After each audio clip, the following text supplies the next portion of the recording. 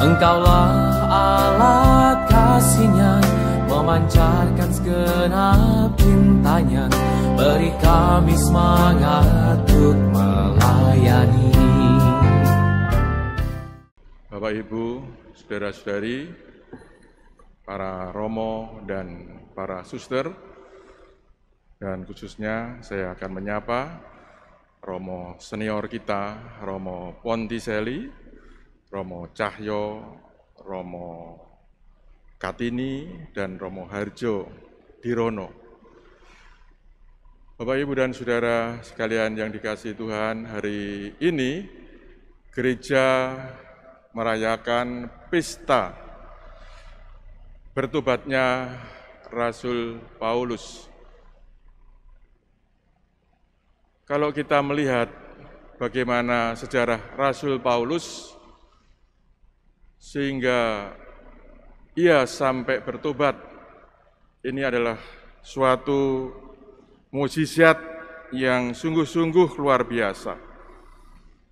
Dia dari seorang pembenci, penganiaya, mengejar-ngejar orang atau murid-murid Tuhan Yesus, bahkan ia membunuh orang-orang pengikut-pengikut Kristus. Tetapi dia bertobat, dan setelah bertobat, ia menjadi seorang pewarta Injil yang sungguh luar biasa, pewarta Injil yang ulung.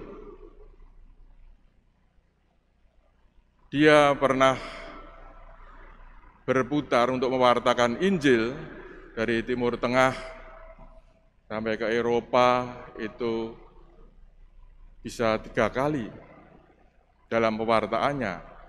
Ini sungguh luar biasa, gigih, yang semangat, yang kuat untuk mewartakan Injil. Jadi rupanya Rasul Paulus ini melaksanakan apa yang diperintahkan oleh Tuhan Yesus dalam Injil Markus tadi. Pergi ke seluruh dunia dan memberitakan Injil kepada segala makhluk. Perginya Rasul Paulus jelas adalah untuk mewartakan Injil. Perginya Rasul Paulus itu jelas untuk mewartakan kabar sukacita kepada segala bangsa, kepada semua manusia. Saudara sekalian yang dikasihi Tuhan, dengan apa yang dilakukan oleh Rasul Paulus ini, dia sungguh-sungguh mewartakan kabar sukacita, ya. Maka sebenarnya diharapkan kita sebagai murid-murid Kristus kemanapun kita pergi atau dimanapun kita berada, diharapkan senantiasa memberitakan kabar baik, berbuat baik kepada siapapun tanpa pandang bulu. Asal berbuat baik, hendaknya kita tidak takut dan tidak gentar menghadapi aneka ancaman, hambatan, atau masalah.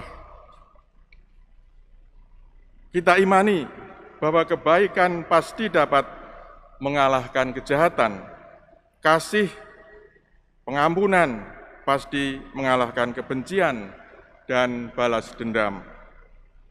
Apa yang disebut baik senantiasa berlaku secara universal, kapan saja dan di mana saja. Saya kira juga bahasa tutur kata ini merupakan salah satu sarana berbuat baik, termasuk bahasa tubuh. Dan itulah yang juga disebut sebagai saksi Kristus. Dan ini menurut Rasul Paulus dalam bacaan yang pertama tadi, kita tidak boleh ragu-ragu untuk melakukan kebaikan. Apalagi yang sudah dibaptis di dalam nama Tuhan Yesus. Paulus bersharing, engkau harus menjadi saksinya terhadap semua orang tentang apa yang kau lihat dan yang kau dengar. Dan sekarang mengapa engkau masih ragu-ragu? Bangunlah, berilah dirimu dibaptis, dan dosa-dosamu disucikan sambil berseru kepada nama Tuhan. Itulah Paulus mengakhiri sharing pengalaman pertobatannya. Rasul Agung Paulus ini bisa disebut sebagai rasul pembaharu di dalam gereja pada zamannya, gereja perdana. Dia serius dan dia sungguh-sungguh melaksanakan kehendak Allah. Para romo, suster, Bapak, Ibu, dan saudara sekalian yang dikasihi Tuhan, kalau hari ini kita merayakan 405 tahun berdirinya CM, saya kira kita perlu mengingat kembali bagaimana Santo Vincentius A. Paulo ini adalah seorang pendiri kongregasi misi. Santo Vincentius A. Paulo juga dikenal sebagai salah satu tokoh pembaharu gereja pada zamannya. Pierre Coste tahun 1873 sampai 1935, salah satu sejarawan terkenal dan penulis biografi Vincentius A. Paulo menyebutnya sebagai santo agung dari abad yang agung. Menurut dia, Santo Vincentius adalah salah satu tokoh besar gereja Katolik yang hidup pada abad di mana Perancis dipenuhi dengan para tokoh hebat pembaharu spiritualitas seperti André Duhai dan lain sebagainya. Vincentius ini juga memberi kontribusi pembaharuan di dalam gereja dan dapat disebut dua hal kontribusi Vincentius ini. Yang pertama adalah Santo Vincentius ini mengubah wajah gereja dari gereja yang memperhatikan orang-orang kaya kepada gereja yang menyambut dan melayani orang-orang miskin. Yang kedua, merevolusi gereja Katolik dalam hal pendidikan seminari, pendidikan khusus bagi para calon imam. Henry Bremen SJ, seorang sejarawan dan filosof dari Prancis, mengatakan bahwa Santo Vincentius adalah seorang mistikus aktif. Santo ini juga pelayan orang miskin yang berdoa dan kontemplatif. Kecintaan dan pengabdiannya pada orang miskin didasarkan sebagai pengalaman rohani bertemu dengan Tuhan sendiri. Sebagai bapak kaum miskin, Santo Vincentius mempunyai semboyan Evangelisare Pauperibus Misit Me. Aku diutus untuk mewartakan kabar gembira kepada orang-orang miskin. Kita juga mengenal ada seorang Frederick Ozanam dan kawan-kawan tahun 1633 mendirikan SSV, Serikat Sosial Vincentius, dengan dasar juga spiritualitas Vincentius. Anggotanya bukan hanya beragama Katolik, tapi anggotanya dari berbagai agama. Ternyata, saudara sekalian, pengaruh Santo Vincentius ini juga nyata di dalam pelayanan Ibu Teresa dari Kalkuta.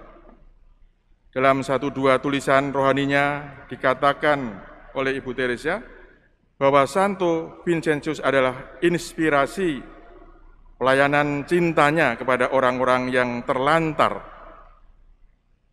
Kita melihat bahwa apa yang dilakukan oleh Ibu Teresa, beliau memungut orang-orang yang terlantar di jalanan, orang yang menderita di jalanan, yang luka-luka diambilnya, dirawat, dan diberikan senyuman, dibuat ia menjadi pribadi yang lebih manusiawi. Mungkin saudara sekalian, di abad ini, abad yang modern ini, kita juga melihat apa yang dilakukan oleh Pastor Paul Jansen ya, di Malang, sudah lama sekali. Beliau juga karena penghayatannya kepada spiritualitas Vincentius, Pastor Jansen ini juga merawat anak-anak yang terlantar, yang sengsara, dan mencarikan dana untuk mereka. Ini sungguh luar biasa. Berat, mungkin sungguh-sungguh berat, tetapi harus dilakukan untuk memanusiakan lebih manusia lagi. Dan yang menarik bagi saya, menurut Santo Vincentius, cinta kepada Allah dengan sendirinya bermuara dalam karya, yaitu dalam usaha melaksanakan kehendak Allah. Oleh karena itu, bagi Santo Vincentius, doa dan karya ini merupakan satu kesatuan. Doa dilanjutkan dalam karya, karya dibawa di dalam doa. Santo Vincentius tidak segan-segan menganjurkan kepada para suster putri kasih. Begini katanya, bila suster terpaksa meninggalkan doa untuk melayani orang miskin, karena itu berarti meninggalkan Tuhan untuk berjumpa lagi dengan Tuhan dalam diri orang miskin. Kepada Romo-romo CM, Santo Vincentius mewariskan spiritualitas 5 keutamaan untuk hidup sehari-hari, yaitu simplisitas atau kesederhanaan, kerendahan hati, kelembutan hati, mati raga, dan semangat untuk menyelamatkan jiwa-jiwa. Para romo, suster, Bapak, Ibu, dan saudara sekalian, 5 hal di atas memang merupakan warisan spiritualitas dari Santo Vincentius pada para romo CM.